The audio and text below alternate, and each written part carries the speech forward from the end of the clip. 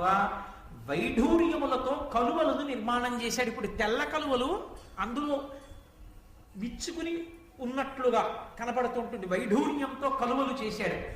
వజ్రాలతో చాపలు చేశాడు. వజ్రాలతో చాపలు చేయడం వల్ల దాని పొలుసులు ఉంటాయి. ఆ పొలుసులు తలుక్కు తలుక్కు తలుక్కు తలుక్కు మెరుస్తూ ఉంటాయి. అది ఒక్కొక్క కాంతిలో ఇలా తిరుగుతుంటే పొలుసులు మెరుస్తాయి. దాని కళ్ళు మెరుస్తాయి. ఆ పొలుసులు మెరవడానికి, ఆ కళ్ళు మెరవడానికి వీలుగా వజ్రాలతో చాపలు చేసి విడిచిపెట్టాడు. అవి వెడుతూ ఉంటే చాపలు నీళ్లలో తిరుగుతున్నాయనిపిస్తుంది. ఇది చాలదు అన్నట్లుగా ఆ నీటిలా కనపడుతున్నటువంటి ఇంద్రనీలమణుల కాంతుల కింద మరకతమణుల కాంతులు పడేటట్టు చేశాడు.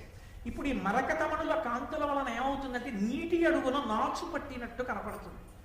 ఏంటంటే మహానందిలో ఉన్న సరోవరంలో అత్యంత శుభ్రంగా ఉండి రూపాయి కాసు పడేస్తే కింద కనపడుతోంది అనుకోండి, అందులో చేప చచ్చిపోతుంది, బతకదు. ఎలా? నాచు లేకపోతే చేప ఎక్కడి నుంచి బతుకుతుంది? ఏం తిని బతుకుతుంది? తాబేలు, చేప ఇలాంటివి ఉండాలంటే అక్కడ నాచు ఉండాలి. నాచు ఉంటేనే నీటికి అందం.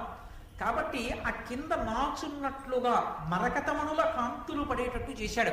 మరకతమణితో చేసిన శిల్పాన్ని మీరు ఎప్పుడైనా చూశారో లేదో నాకు తెలియదు.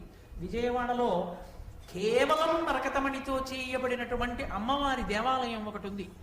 ఆ దేవాలయం మీరు దర్శనం చేస్తే మరకతమణితో చేయబడినటువంటి విగ్రహానికి హారతి ఇచ్చినప్పుడు వచ్చేటటువంటి కాంతి చూడొచ్చు.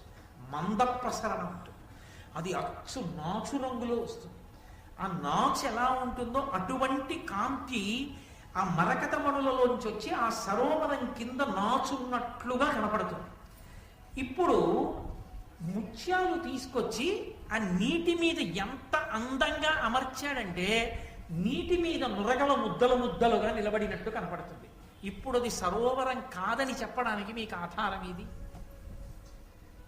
అది మణులతో కాంతుల వలన అలా వచ్చింది తప్ప ఇంకొకలా వచ్చిందని మీరు చెప్పలేరు. ఉందా అటువంటి నిర్మాణ ప్రజ్ఞ? ఉన్నది.